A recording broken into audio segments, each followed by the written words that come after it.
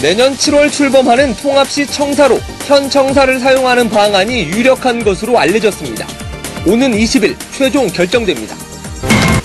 청주시 공무원의 새로운 비리 정황이 포착됐습니다. 한범덕 시장은 결재권자로서 사과했습니다. 청주 도심 하천이 녹조로 몸살을 앓고 있습니다. 일찍 찾아온 무더위로 녹조가 도심까지 파고들고 있습니다. 전동 드릴을 이용한 빈집 털이가 기승입니다. 디지털 잠금 장치도 속수무책입니다.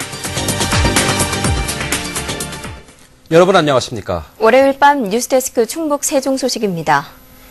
내년 7월 출범하는 통합 청주시 청사로 현 청사를 확장하는 안이 유력한 것으로 알려졌습니다. 찬반이 엇갈리는 가운데 최종 결정은 오는 20일에 납니다. 김대웅 기자입니다. 통합 청주시 청사 후보지가 4군데로 압축됐습니다. 현 청주시청과 대농지구, 청주종합운동장과 청원군 강내면, 청주 나들목 주변입니다. 전문가 평가와 여론조사에서는 청사를 이전하지 않고 현 청주시 청사를 활용하는 방안이 가장 높은 점수를 받은 것으로 알려졌습니다. 교통이 편리해 접근성이 높고 청주 구도심 공동화 현상도 막을 수 있기 때문입니다. 현재 사람들이 많이 알고 있고 찾기 쉽고 경비가 절약될 것 같아서. 하지만 반론도 적지 않습니다. 이곳을 통합시청사로 활용하려면 인근 부지 매입이 불가피합니다. 이럴 경우 부지와 건물을 매입하는 데만 수백억 원이 들기 때문에 이 또한 비용 부담이 만만치가 않습니다. 통합시 출범의 상징적인 의미를 살리려면 새 청사를 지어야 한다는 의견도 적지 않습니다.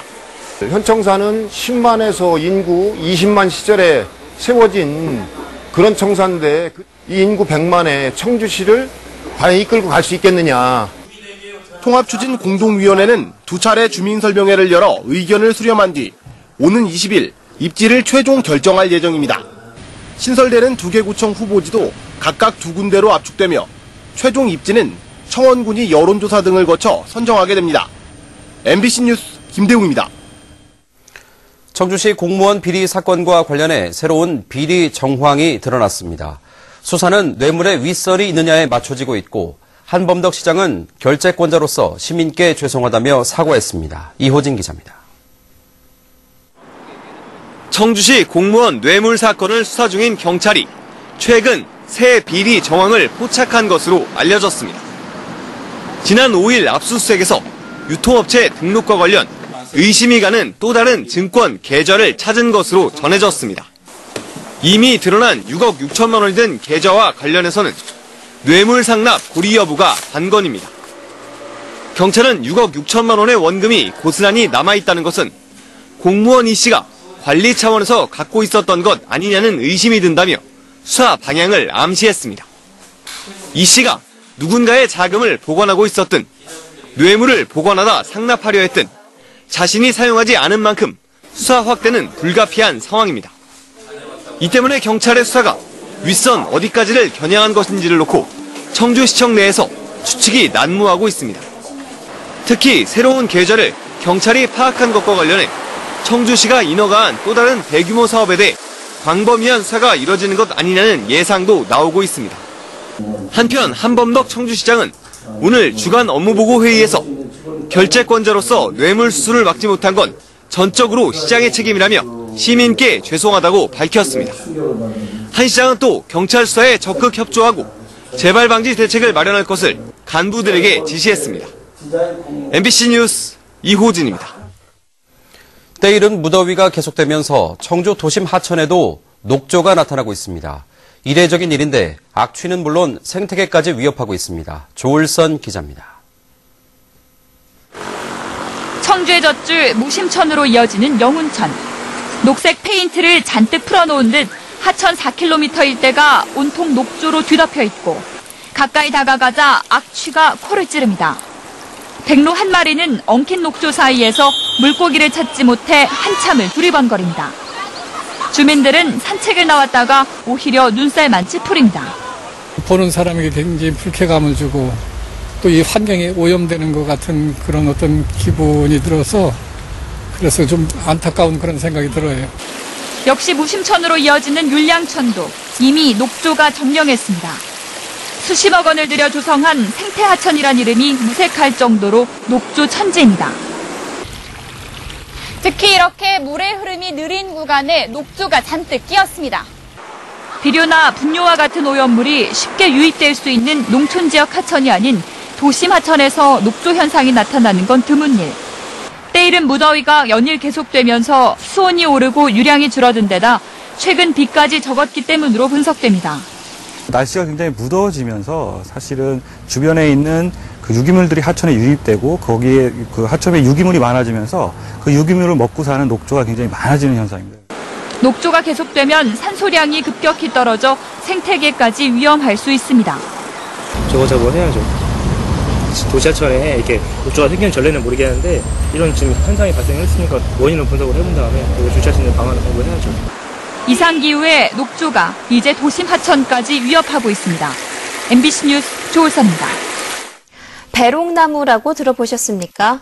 주로 따뜻한 남쪽 지방에서 자라면서 꽃을 화사하게 피울 땐 사람들의 눈길을 사로잡곤 하는데요. 충북에 이 나무를 시험 삼아 가로수로 심었는데 어땠을까요? 한승원 기자입니다. 음성 금왕읍으로 이어지는 음성읍 시가지 진입도로. 한여름의 날씨지만 가로수 나무마다 푸른 잎이 달린 나무를 찾기 어렵습니다. 굵은 가지만 앙상하게 남은 나무는 바짝 말라 쉽게 부러집니다. 올해도 작년만치도 더 안 나오는 것 같더라고요. 그래서 그런지 전부 어저께 보니까 잘라내더라고요. 그게 보기에 좀 안 좋죠. 안타깝고. 이곳 1km 구간에 걸쳐 심겨진 80여 그루 가로수는 바로 배롱나무. 지난 2011년 음성군이 화사한 꽃을 기대하며 5천여만 원을 들여 식재한 것들입니다. 추위에 약한 나무지만 온난화 현상 속에 음성 지역도 괜찮을 것이란 판단으로 심어봤지만 결과는 참담합니다. 배롱나무가 지금 그 지구온난화 해가지고요. 서울 이남으로 올라가는데 작년도에 좀 그 한파가 오다 보니까 한파에 대비한 준비와 관리도 부실했습니다. 지난 4월 초까지도 기온이 영하로 떨어지는 등 추위가 심했던 시기에 동해 방지를 위해 감아놓은 피복제를 3월 말에 벗겨낸 것입니다. 배롱나무보다 추위에 강한 복숭아나무도 30% 이상 동해를 입을 때였습니다. 이 충북이나 이런 중북부 지방에는 그 지금 말씀드린 것처럼 추위에 약해서 가로수용으로 적합하지 않다고 봐요. 음성군은 가로수 선정심의위원회를 열어 적합한 수종을 다시 정해 죽은 배롱나무를 교체하기로 했습니다. MBC 뉴스 한승원입니다. 휴가철을 앞두고 전동 드릴을 이용한 빈집털이가 고개를 들고 있습니다. 디지털 잠금 장치조차 믿을 수 없게 됐습니다. 정재현 기자입니다. 청주의 한 다세대 주택. 지난 주말 하루 동안 고향에 다녀온 이모 씨는 문을 열고 들어가려다 깜짝 놀랐습니다. 디지털 잠금 장치 옆에 작은 구멍이 뚫려 있고 집안엔 누군가 침입한 흔적이 남아 있었습니다. 침대 위에 그 가방 2개만 장롱에 있던 게 올라와 있었죠. 네, 사라진 건 아직까지는 없더라고요. 사흘 동안 여행을 다녀온 인근의 또 다른 다세대 주택 주민도 같은 피해를 입었는데 흔적이 거의 없어 도둑이 든 것도 하루가 지나서야 알았습니다. 용의자는 잠금 장치 옆에 볼펜 하나 크기의 작은 구멍을 낸 뒤 도구를 집어넣어 문을 연 것으로 추정됩니다. 특히 저가형 디지털 잠금 장치의 경우 안쪽에 안전장치가 없어 문을 열기가 더욱 쉽습니다. 범행에는 전동 드릴이 사용됐습니다. 전자키에 대해서도 좀 알고 현관문의 구조에 대해서도 좀 아는 사람일 가능성이 좀 높다고. 아예 다세대 주택 외부 출입구에 잠금 장치를 달기도 하지만 비밀번호를 주변에 써두는 경우가 많습니다. 여기 이거 비밀번호는 소용없어요. 왜냐면 배달업체도 다 할 텐데 뭐 이제. 옆에 적혀 있는 집도 많아요. 휴가철을 앞두고 빈집털이 피해를 입지 않도록 각별한 주의가 요구됩니다. MBC 뉴스 정지영입니다. 새 정부의 청주국제공항 민영화 재추진에 대해 충청북도가 명확한 반대 입장을 밝혔습니다. 충청북도는 공항 활성화 없이 민영화 논의 없다는 원칙에 따라 운영권 매각 재추진을 반대한다며 활주로 확장과 화물청사 증축, 수도권 전철 청주공항 연장 등을 정부에 촉구했습니다. 충청북도는 지난 2009년부터 청주공항 운영권 매각이 추진되면서 시설 투자가 중단돼 활성화에 큰 지장이 따르고 있다고 덧붙였습니다. 충청북도는 초대 충북경제자유구역 청장에 전상헌 한국전자정보통신산업진흥회 부회장을 선발하고 산업자원부 장관에게 협의 요청했습니다. 전상헌 임용 후보자는 성균관대 법학과를 나와 행정고시 24회로 공직에 입문했고 교과부 기술혁신평가국장, 지식경제부 정보통신산업정책관을 역임했습니다.